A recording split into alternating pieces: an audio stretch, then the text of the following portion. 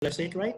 Okay. Right. Anyway, so folks, Dr. Harris will be sharing with us a very interesting session on developing enhanced pedagogies for 21st century virtual learning. And there are some exciting things that he would like to share with us this time around. Okay, so without much ado, ladies and gentlemen, from the Bahrain Training Institute, he's a senior lecturer, or rather, I'm sorry, a program manager, okay, with the Bahrain Training Institute, Mr. Dr. Harris Sasindran. Doctor, please. Thank you. Thank you, Dr. John, for the wonderful introduction. Thanks to Bahrain Polytechnic for having me during this very important session that we should be having, because this is a major challenge facing all of teachers around the world. And we are all still learning. We are all still doing something brand new that I believe nobody ever thought we would have to be doing. So yes, welcome to all the participants. I believe we have teachers, we have parents, we have students, we have people from different facets of life. So hopefully by the end of the session, you would be able to take something useful back with you. Let's start with an icebreaker. So something colorful. The Iron Man character from Marvel Comics. I believe this is one of the favorite characters of many of our kids, even maybe some of you. I wonder how many of you know that this character, Iron Man, the Tony Stark, the guy inside the suit, he's based on an actual person, an actual technocrat, a CEO who is CEO of multiple companies. In fact, he even appeared in one of the movies, as you can see here. I wonder how many of you know that there's a person like this. The Tony Stark character was designed based on this person. Well, if you don't know, his name is Elon Musk, and he's CEO of many of the big companies in the world. He's a billionaire. And just around a week back, more than a week back, we had a rocket launch by a private company named SpaceX. In fact, it's the first rocket launch by a private company carrying astronomers to space. And it's by the company named SpaceX. He's the CEO of Tesla, which is an electric car company which makes cars which are now hot selling. Neuralink, which takes care of old age dementia. A lot of companies. Now, why am I bringing this person here? Not because I'm just a fan. I am a fan, yes. It's because this is exactly what we want our students to do. What is special about this person, Elon Musk? He tries to solve, he identifies and solves society's problems in his capacity. He's a technocrat, so he sees technology and he tries to solve those problems. So we want students to be able to think beyond the subject content, be able to solve the problems in the organizations they go to, solve the problems of the economies, our countries, global issues. And that's what this session is about.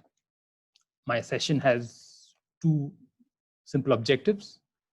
One is to help us identify what we need to be doing when we design our classroom pedagogy.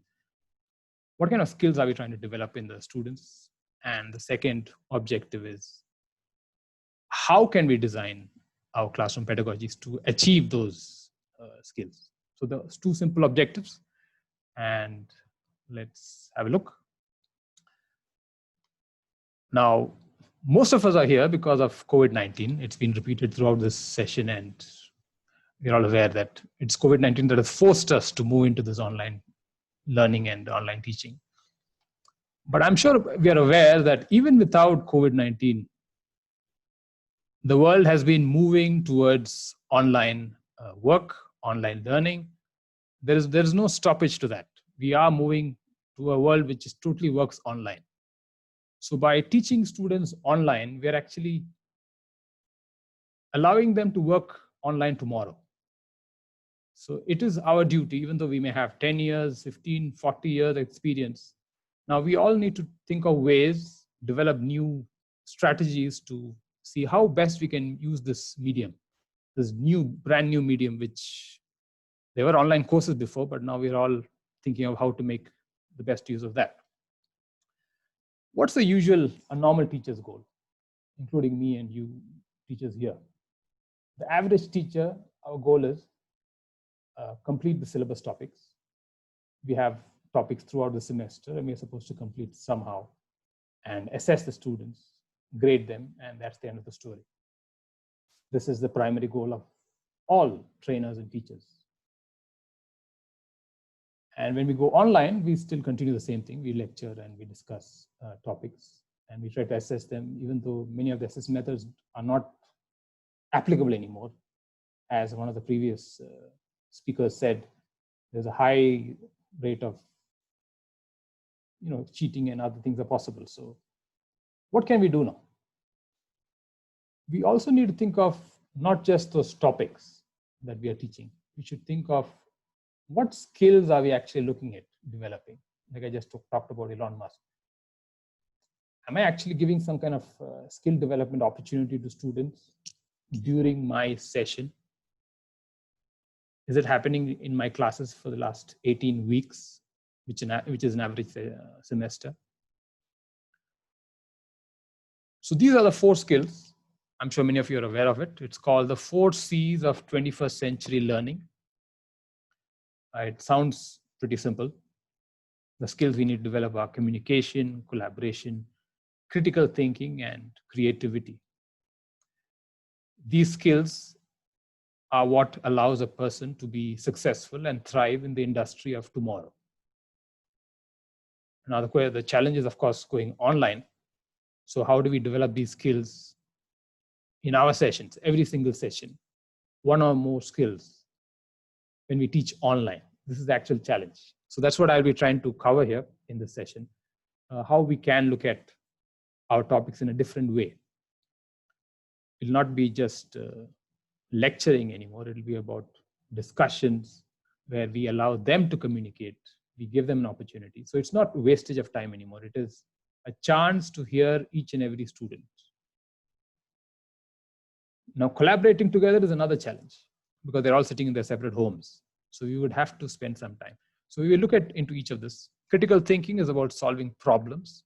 We look at each and every topic as a problem to be solved, pretty much PBL. And creativity is thinking out of the box, allowing new ideas to come out. This 4 C's of 21st century was popularized by an organization named the Partnership for 21st Century Skills. It's based in US.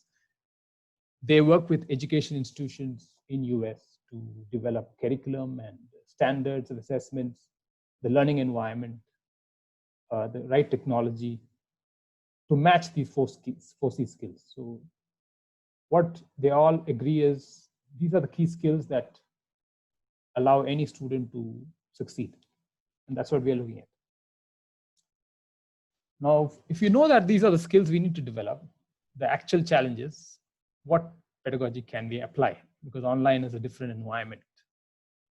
Classroom, yes, it's much more easier to look at developing these skills. But online, it's a challenge. It's a challenge even for adults. Like right now, for example, some of you listening to me must be multitasking. Research shows that even adults are not able to focus totally on any virtual environment. Virtual meetings, for example. Majority will be doing some other work. They may be cooking, they may be looking at social media, WhatsApp, they may be even shopping, it seems. That's what the research suggests. So then you can imagine the youngsters, the students, where some of them already have ADD, attention deficit disorders. How would they be able to focus? They want to do multitasking. Multitasking will always reduce the attention. So it is a challenge. So we need to think of how we can do it. Now, teachers are aware of learning styles. We know that there is visual, kinesthetic, auditory learning styles, and sometimes we try to match our classroom environment to these learning styles. So we must be even worried that an online learning environment may not actually match the kinesthetic, for example. But I just want to highlight that there is no actual evidence to prove that these learning styles even work. Research time and again shows that learning styles have been debunked. So as a teacher, you don't have to be worried that the online learning environment doesn't match the students' ability to learn. It's very much possible. You just need to be creative enough to think what works. Now, my topic is based on a constructivist learning approach. Now, what do you mean by constructivist? It's about, for example, the usual learning, a passive learning is where you assume the student's mind is a cup and you just pour the coffee into the cup and it's filled with knowledge. And that's what a passive learning environment is. But when it's a constructivist learning environment, you don't fill the coffee into the cup. You allow the students to grow themselves. It's like a seed that grows by itself. You just give bits and clues and ask them to research, like Sherlock Holmes, they see the clues and they try to learn and discuss and engage. So that's the constructivist learning environment. Now, what do we need? We have some requirement for that if you want to have a constructivist learning environment. Whatever tasks, whatever activities you give should be very clear. They should not be confused. They should not get bored. Many times when there's a lot of instructions or when they're not very sure what they're supposed to do, they quit. They lose interest. It's especially very easy in the online learning environment. You can't catch them. In the classroom, yes, you can check out each and every person, you can catch them. But at homes, it's very difficult to catch them. So the activity or the class session should be interesting. Scaffolding, which was discussed beautifully by a resource person yesterday, Professor Gilly Salmon. She discussed how we can use the scaffolding approach. You keep giving constant feedback. You withhold information so that they search for the clues or the information. And you keep encouraging them to work together, to work alone. It's about creating independence, leadership. So as I told you, these are all skills that we need to help them develop. We're not just throwing knowledge into their minds. We are giving them an opportunity to learn from many resources. So we need to identify what are those resources. For example, our generation is blessed with one of the greatest resources ever available. The previous generation had to go to libraries, they had to read books. But nowadays you have these sweet chocolate packages, kind of YouTube videos, 5 minutes, 10 minutes, huge concepts are covered in detail with colorful videos and pictures. We don't even have to think of developing a video. It's all there. You just need to identify those resources. So YouTube is an excellent resource, especially whether it's a practical subject, a theory subject. You get these mini beautiful videos that you can just allow students to browse through. I mean, you select the resource, you ask them to discuss what did they learn in that video. So that's an excellent constructivist way of allowing students to learn something. You may even ask them to go to websites, for example, an engineering topic. You may ask them, what are the creative new products that are being developed by Toyota, for example? And in their website, it'll be listed. So there's like bringing out some kind of interest in the student before you move into your dry, boring topic probably you have. So it's about connecting. What roles can we play as teachers? Our favorite role is that of the expert, where we spread the knowledge. This is the easiest role for all of us to play. We study the topic and we come to class or we sit on the online session and we discuss. We engage them through long lectures. Again, you don't have to really explain it orally by yourself. You can ask them to review first, some article, for example, or any other resources. And then you can have a discussion. You can play the role of a guide, where you don't actually share the knowledge, the topic. You give bits and pieces of information, maybe an introduction or the details of that. And then you ask them to learn through another resource, just like the YouTube video I showed you, or a case study, or some news article, something new that just happened. As I'm a business trainer, my examples would be more related to business, but whatever field you are in, whether you're in engineering or arts or communication languages, you can easily adapt your topic to the resources available online. You would have to give them time, of course. You can play the role of a facilitator, where they identify the resources. You don't even mention the resources. This is more higher end. And they come back to you with the resources to prove their point. And then you may engage them in correcting them, like what Ms. Nina from BQ was talking about. So there are three core constructivist pedagogies you can engage in.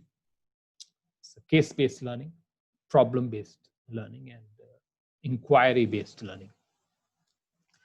The first one, as the name suggests, you can engage the students by giving them real-life cases. In the end, we are allowing students to realize that whatever they're studying, they're going to apply it in the industry, in their jobs, in the company.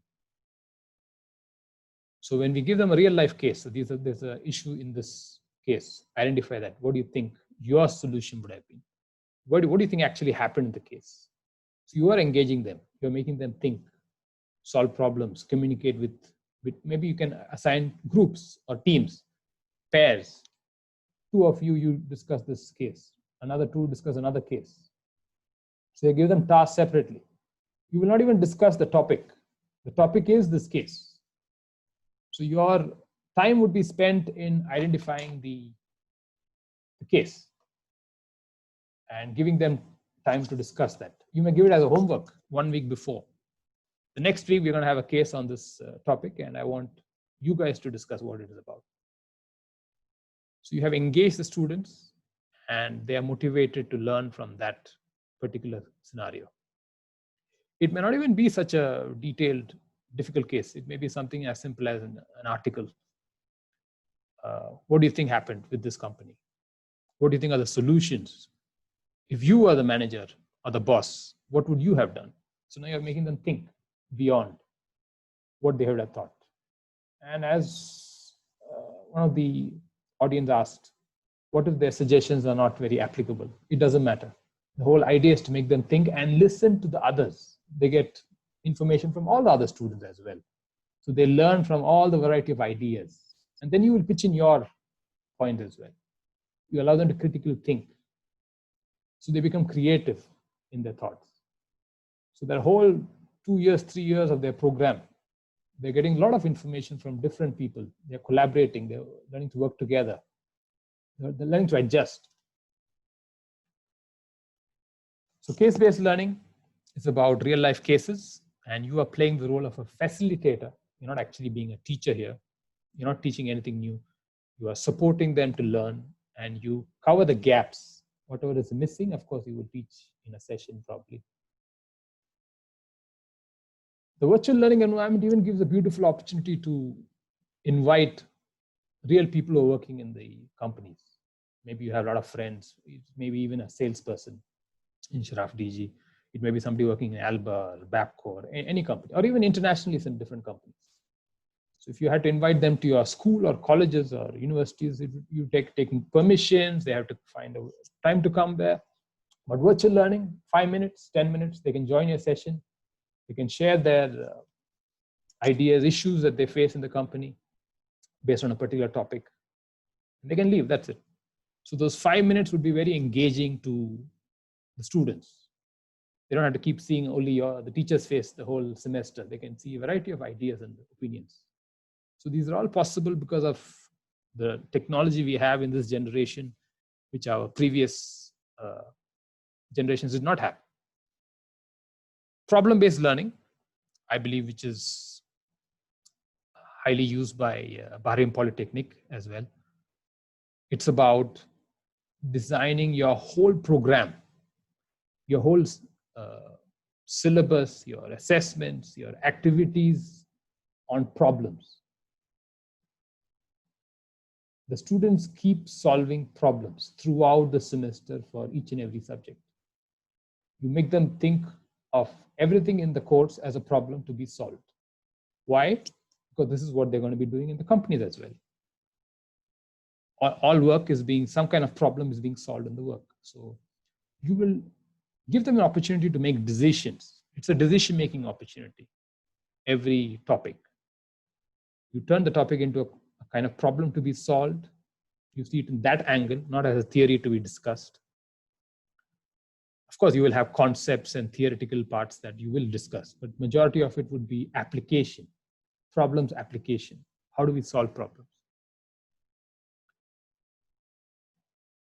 This would, of course, be the upper end of Bloom's taxonomy. It's about creating, evaluating, you're helping students to analyze issues.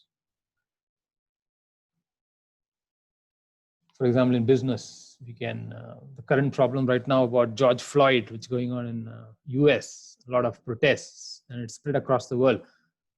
So you may look at it as a HR problem in business. What do you think we can do as HRs to resolve discrimination in the workplace? Maybe in recruitment. Maybe the hidden biases we all have. I would rather recruit somebody from my community, for example, or my religion, my color, my nationality. So how do we resolve these problems? You may ask a question like this, and you give them some statistics like this. And then they need to resolve, bring out their own ideas. So making them think now. And it's very practical. And the third one, inquiry-based approach. It's another version of this where your whole program or unit is based on asking questions, inquiries, different kinds of inquiries. So as the picture here shows, you may have different types of inquiries, a structured inquiry where the whole class participates in your question. It's a more simplistic form of inquiry. An open question where everybody says yes, no, multiple choice questions. It's a structured inquiry, just like the swimming picture here, where all the students do the same thing and the teacher says. They don't have much choices. You can have a controlled inquiry where you select the topic, you are discussing the topic, you even identify the resource like the YouTube video I just discussed or the statistical fact, and then you ask the students to answer the question that you have. So it's a more controlled inquiry. You may have a guided inquiry where you just select the topic and the question, but the students decide what resource will answer that question. Like, do we have biases or discrimination in companies in the Middle East? The student will have to go out into the market or into the Google or wherever they're searching, find articles to prove that yes, there is discrimination, or no, there's hardly any discrimination. You can even have debates. One student says yes, there is, another student says no, there is not. And the whole class will listen to the debate. And you're just facilitating that debate as a teacher. And it gives a wealth of information to everybody because a lot of views will be thrown into that session. Or you can have free inquiry where you don't even ask the question. You just say, this is the topic.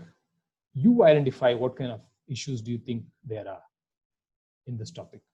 What are the actual problems that can come across? So that's a more higher end, which may be much more challenging to apply in an online learning environment. So as I just said, you may have debates where you play some kind of video in the class session, and then you ask the students what do they think about their views on this. Should companies reveal the racial makeup of their staff, especially online? Right now, I don't know who is from which country. Are you black? Are you white? Are you which religion? So should companies, questions like this, depending on your subject and your program, your specialization. So to conclude all of this, we have something known as the 5E lens of virtual learning classroom pedagogy. It was developed in the late 1960s, actually, by a person named Jerome Bruner. And it's been very popular as a pedagogical styles, we can see. It's even known as the learning cycle. There are 5 stages. So I have tried to redesign this for a virtual learning environment. I believe the PBL will be, Bahrain Polytechnic will be sharing the slides as well as some handouts I've prepared. So you may get some examples of how we can use this pedagogical styles to match the 4C skills. the skills, the 4 skills I discussed, the 4 C's, how you can connect those skills with our online learning environments. So you can have a look at that. But right now, what are these 5 learning lenses? It's a repetition of what we just discussed. You may start with engagement of students, especially when you're introducing a topic, a brand new topic. You want to just grab the attention of the students. You're not looking at actually explaining or discussing the detailed concepts. So you just want to grab the attention. For example, the session when I started, to grab your attention, I showed a colorful picture of Iron Man and discussed about Elon Musk. So that was an attention grabbing technique. So that's what you will be doing in this stage of your pedagogical teaching. You introduce a new concept, you identify, do the students already know something about this? What are the gaps they have in the knowledge? So that's your focus here. The exploring stage is where the students take the lead. There's a new concept and you ask them to go out into the online environment and find information or resources that they think help them understand this. And maybe they present it during the next session, or they discuss it with you. You assign 2 or 3 students, not the whole class, and the others listen to these students. So they'll be, of course, very curious to know what their friends, the other guy in the class is going to present today. What's he discussing about? What is this about? What do they observe? What are the statistics revealing right now? The third type is where you explain. This is more of what we usually do. We go into the details. Maybe the students did not cover some parts, or the concept is still not clear. So now we actually explain the topic. We talk about the tools, what it's about, the technical details. The fourth one, you don't just explain now, you're talking about the applications. Why do we learn this topic? How is it useful to you? You allow them to apply it somewhere. You give them time during the session, maybe an activity, or you give them as an homework. So that's an application. It's more of the problem solving what we discussed. You may give them a case, a scenario, some requirement to finish. And the final one is you check, did they understand? You can do some kind of evaluation, maybe a test, quiz, multiple choice questions, assignments, tasks, whatever. So that's the evaluation stage. So all these things we need to do online. So there are a lot of nowadays platforms available to do these tests and quizzes. I used to use Socrative earlier. Nowadays, even as an institution, Bahrain Training Institute is using Microsoft Teams. So even Teams itself is very good for preparing quizzes and assignments. You may be using some other tools, other resources. We have a lot of resources for testing and assessing students. But if you want to do detailed exams, it may be more of a challenge, which is why in Bahrain Training Institute, we are using more of assignments now. A portfolio of evidences, projects, where the students will present something so that we have an evidence that they are the ones who are actually doing it, because we don't want it to be copy pasted from somewhere or they just share it among themselves. So we want them to know that they have understood the topic and they know what's going on. So it'll be something more practical. So to conclude, you may have your whole session as a series of activities. You may look at it as a series of activities. Of course, the whole session will not be activities, but you may look at it as activities to begin the session, like an icebreaker activity. Activities to check what do they know, how much knowledge do they already have. You may just ask oral questions, even that's an activity. To gauge their responses. Are they even listening? Activities during the session. You may explain some topic and the remaining you will have as an activity. You will not explain the whole topic. And activities post-discussion to measure, did they all understand this topic? What are they actually thinking about this? How do you think they will apply it as? And a plenary activity. So that concludes. So in conclusion, what do we discuss in this session today? We had 2 objectives. One is, what are we actually trying to do in our sessions? Whether it's online or offline. We are trying to develop some skills. So as far as I'm concerned, we are looking at 4 C's, critical thinking, communication, collaboration, and being creative in creating new things. So as the pictures show here, these are all coming back to the person I discussed initially, Elon Musk. So he's able to communicate. His events of unveiling new products are a huge, very popular online. Whenever he reveals a new product, just like Apple events. Tesla is right now, it seems, the world's fastest car. They have faster than Lamborghinis and everything. So what is the problem he has fixed? He's solving problems. One of the problems is environment pollution, for example. Fossil fuels are getting over. So he has developed products that have batteries which run on a single charge up to 600 kilometers. So he has solved a problem that we have. Old age dementia. He's developing something to insert into the head and fix our neurological disorders. He even has a company called the Boring Company, where he's planning to build something called a hyperloop, which connects countries through underground. So you don't have to go for airline travel anymore.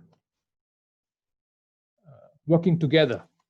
These are all skills we want to develop in our students. And how do we do it? We can use the 5E lenses, where we look at the whole session or the whole unit as a series of pedagogical styles we use. We engage them, or we explore a topic, or do we need to explain it? We look at it in these different lenses.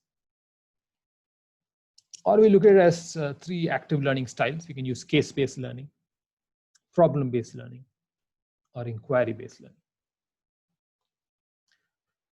So that concludes the session. Thank you all for joining me. You have any comments, you have any suggestions, you can always contact me at the email address given. I believe you'll be all getting a copy of this session video and PPT slides. So I hope the session was useful. Again, thanks to Bahrain Polytechnic for this opportunity. I hope you all learned something today, and I'll see you guys next time. Thank you. Thank you very much, Dr. Harris. Yes, you just put into words, okay, what educational institutions should be focusing on in these times, not only in these times, but in this day and age. And we really need to move forward, definitely. So thank you for just reminding us about that. Now, we have a couple of questions, Dr. Harris. Are you still there, Dr. Harris? Yes, sure, please. Yes, please. Hello, Dr. Harris? Yeah. Oh, you're still there. Okay, yeah. Wonderful. We have a couple of questions, if you don't mind. Yes, please. So, yeah. So here, one of our attendees is asking, activities are a good option, but there are, of course, definitely time constraints, and I also understand where this attendee is coming from. So time constraints are an issue as we need to deliver the planned syllabus as well. So would you care to comment on that, and how do we work around it? Yeah, of course, there's an issue for all of us as teachers. The time that takes to complete activities, especially you cannot rush when you have activities. You want to give maximum opportunity to students to discuss and take their time to learn from that activity. Because if we rush, then many of them will not do it, or even if they do it, they'll not be actually clear what's going on. So it'll be just for the sake of doing activities. So this problem would be solved when we plan from the beginning of the semester. The syllabus itself needs to be designed to allow activities in each and every session. The lesson planning would have to be restructured. So we cannot fill the unit with topics to be covered just through lectures and not look at the activity-based learning. And also, mind you, this is not about lecturing as well as giving activities. It's a combination of both. Some topics you may not even lecture. You will just cover it through an easy activity or through some kind of YouTube videos. So that's the difference. You are not actually going to discuss and then do activities. You may have to match that between in your timing. Mm-hmm. Wonderful. Yes, that's a very good advice. Okay, we have another one. Well, this one's from Dr. Rabab, one of our friends from the University of Bahrain. How can we, well, of course, engage with these constructive pedagogies and apply them when we're actually committed to a particular set of curricula that we need to finish, that we need to do? So how could we embed this probably?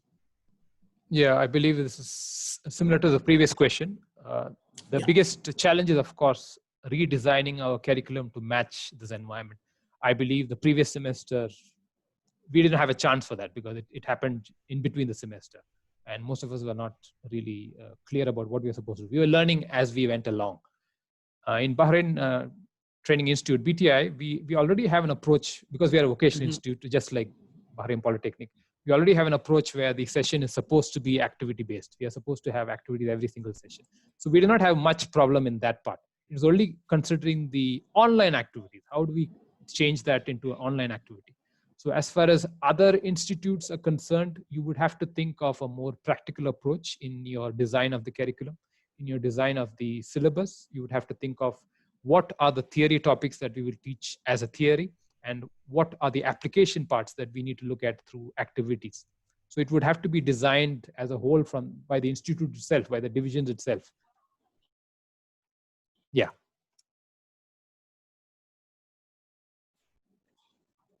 Any other questions?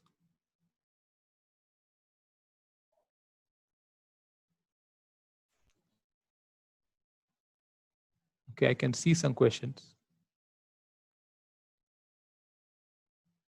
And of course, yeah, we have probably our last from the Q&A box. So pre-activity